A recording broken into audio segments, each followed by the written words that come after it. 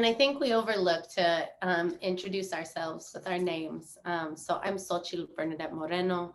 I go by she, her, or they, them pronouns.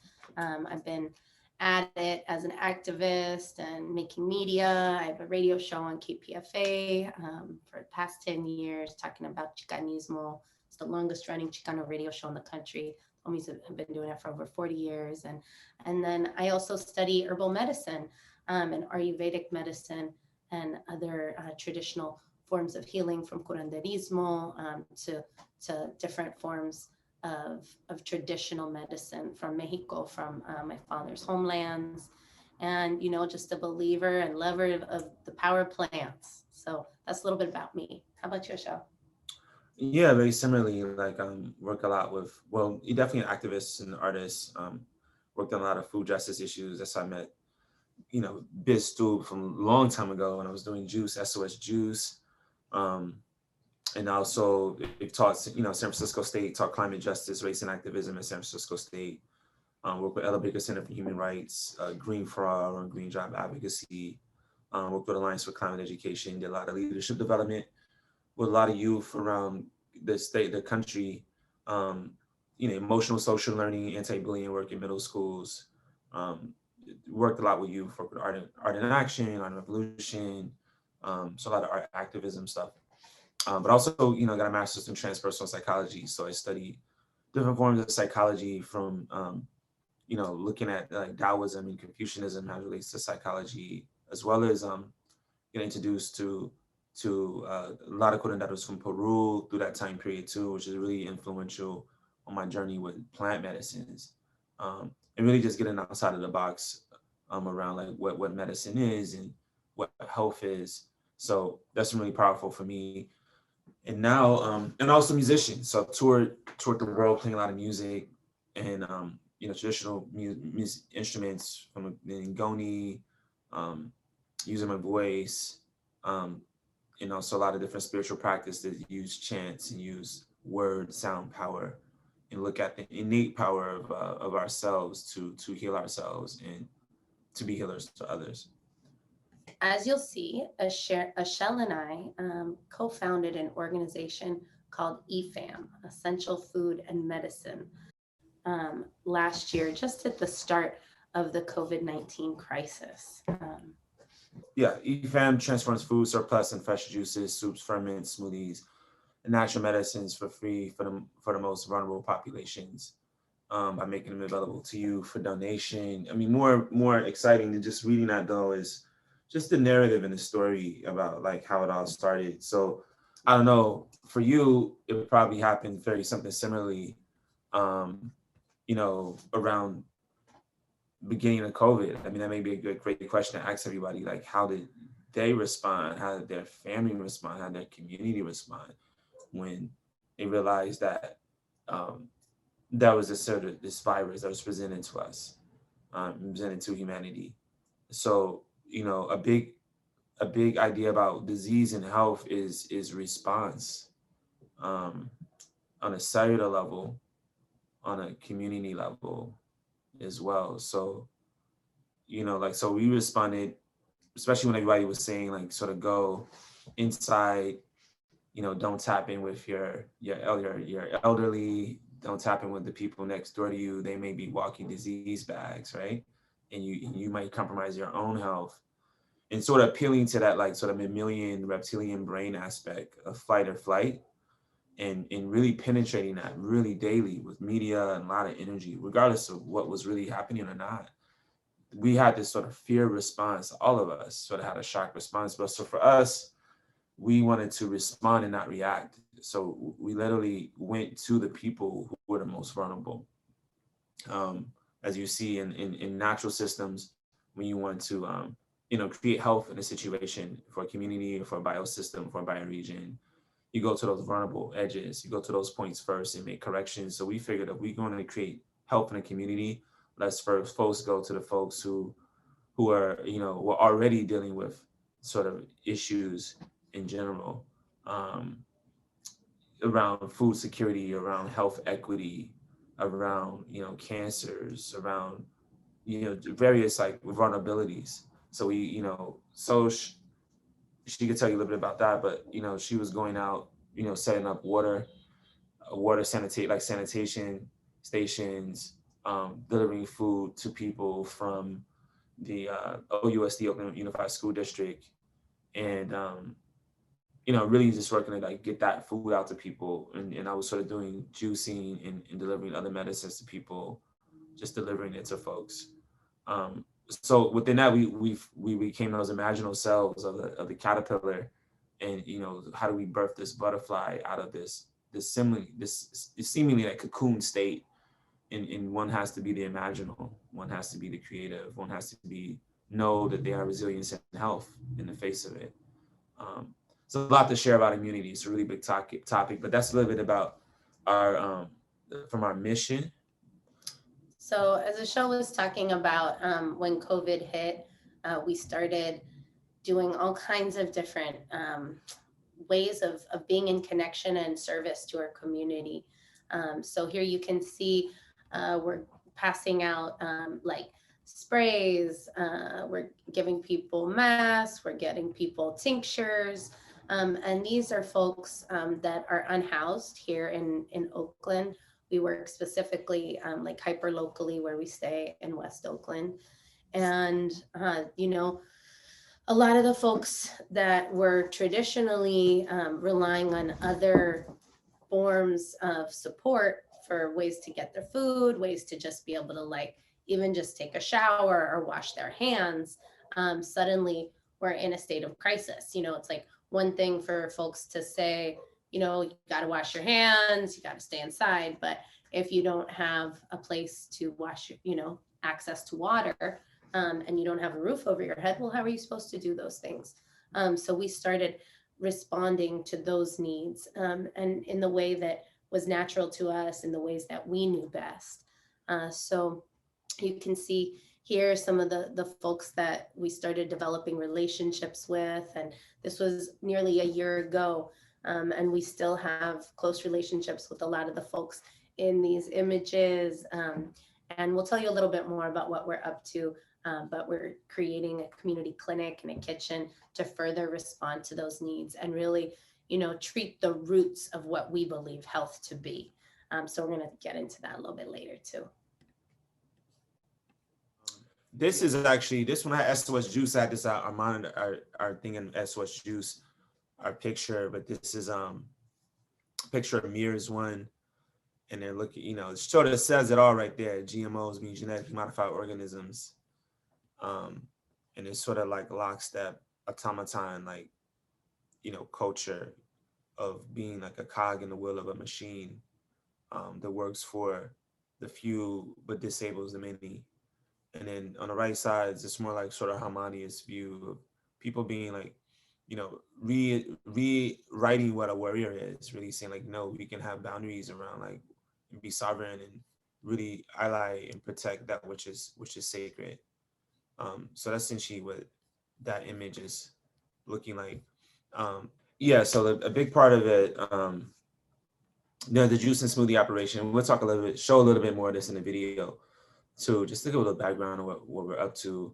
I was working with Food Shift, which is another organization that is in Oakland, one day with the founder, who's no longer the founder right now, Dana Fraz, and we were going through trash behind Whole Foods and dumpster diving, and really like felt the sacrilegious nature of capitalism as it relates to life, because in the trash you find perfectly fine oranges, perfectly fine, and also what's really heartbreaking is when you find whole slabs of meat, like, so literally all the inputs that it took to make, to grow, to raise cattle, it was thrown away.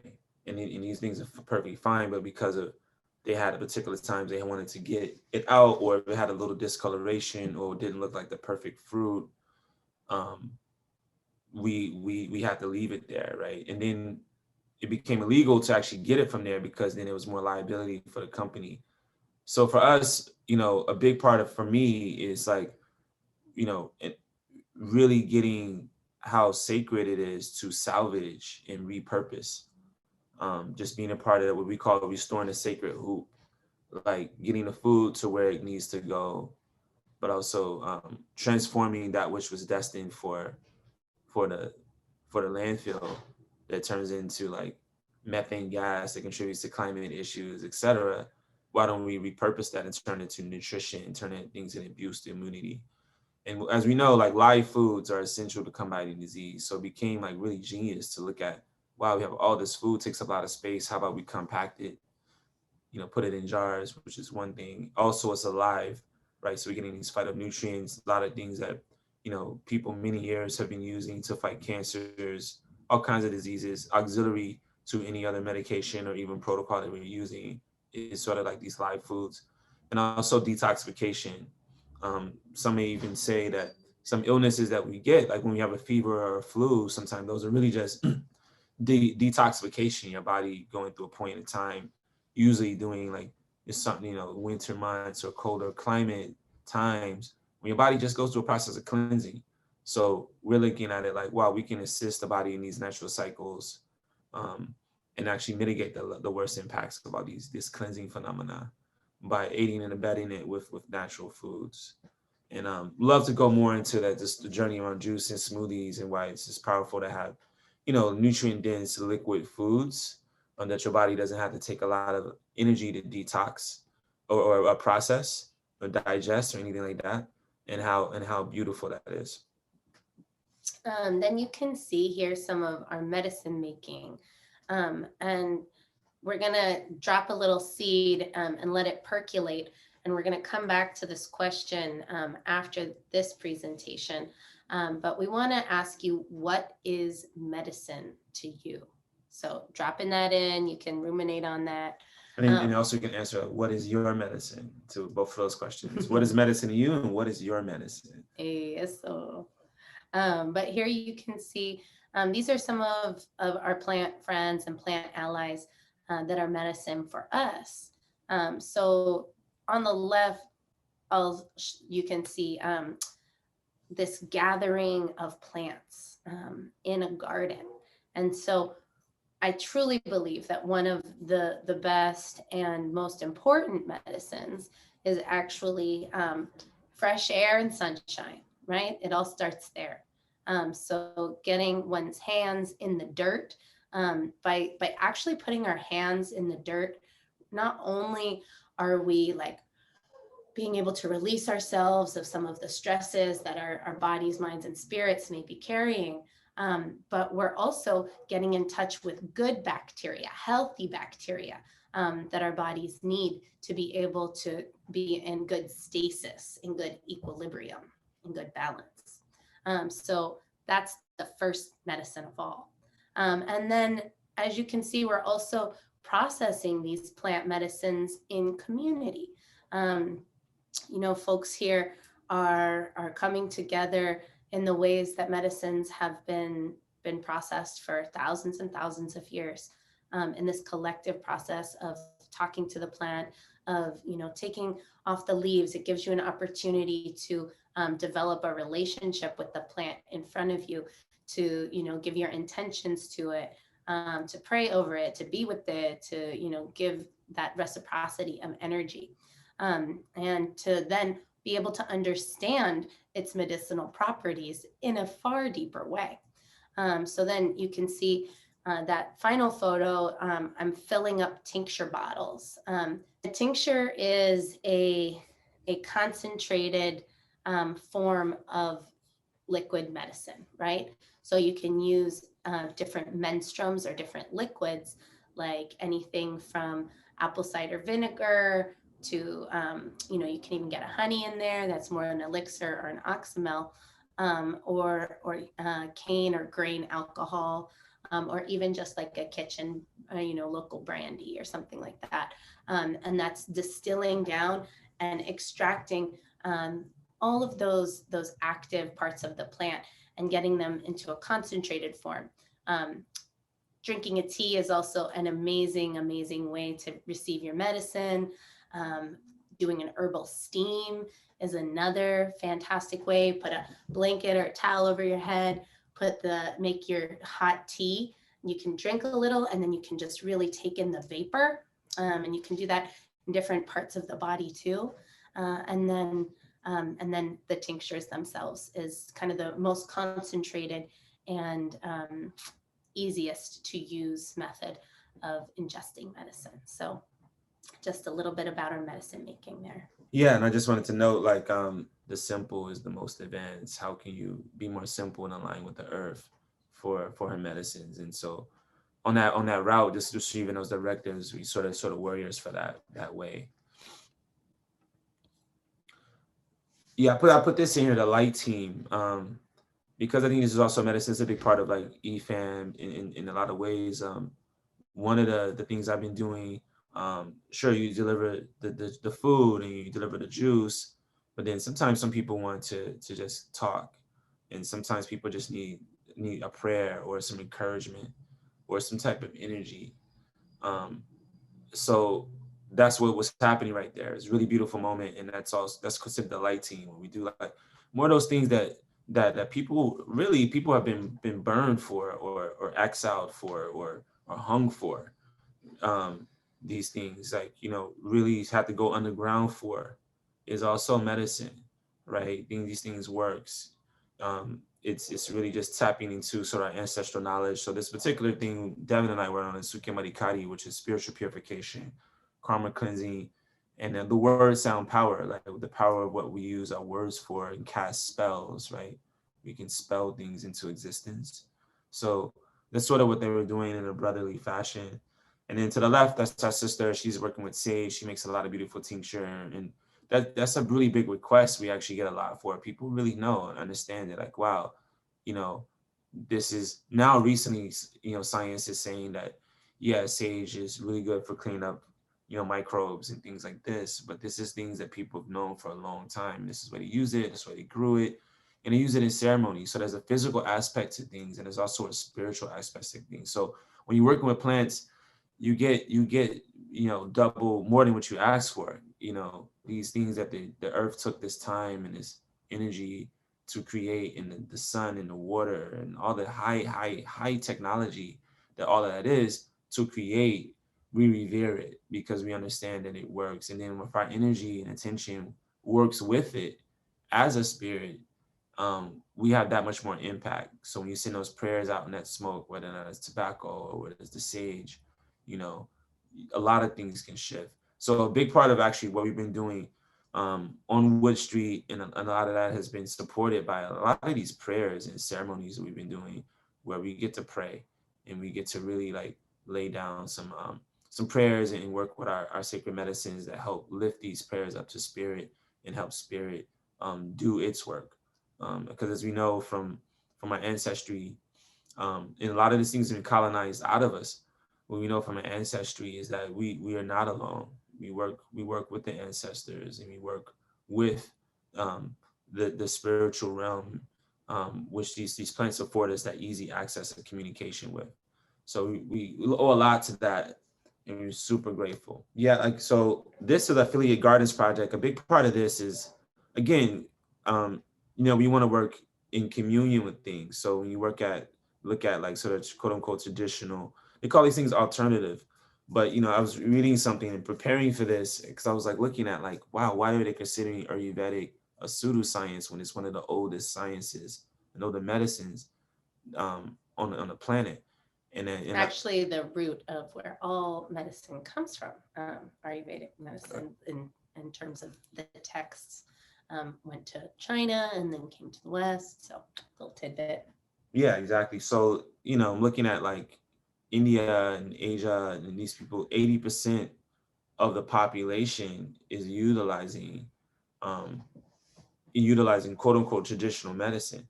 But the way they define it, and again, this is when we hopefully we have more deeper discussion about colonialization and decolonizing our minds. I mean, as a lot of colonial medicine is being promoted right now, no different from smallpox blankets, anything right now. But when you look at this, it's like, well, how is it that these are like alternatives when majority of the population is benefiting from it and has been? When we don't benefit from things, we don't use it, right? Like, it's just sort of common sense. but these things have been utilized and they've been getting impact and getting results for many, many years. So again, it's all about the relationships. So as we look at a lot of the, shamanic and ancestral, our ancestral societies, they say the land is sick, the people are sick. So science is catching up. Science is like, yeah, if you walk on the ground barefoot, it can help your mental state, right? And this is things that people have been doing forever, right? We've actually evolved in this space.